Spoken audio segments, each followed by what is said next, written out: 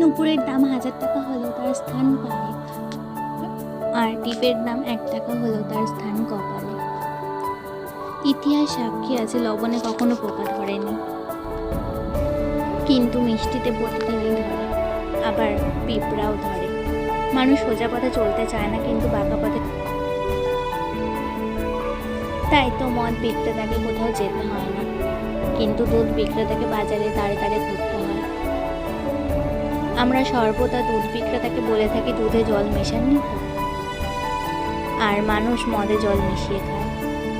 আজ অবধি মাকে এইটুকুই চিনলাম। কচু পাতা দেখেছেন নিশ্চয়ই, ওপরে সবুজ আর ভিতরে চুলকানিতে ভরা।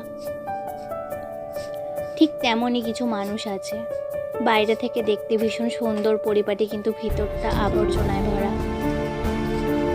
সাপ দুধ খেয়েও বিষ উগড়ে দেয়, আর গরু ঘাস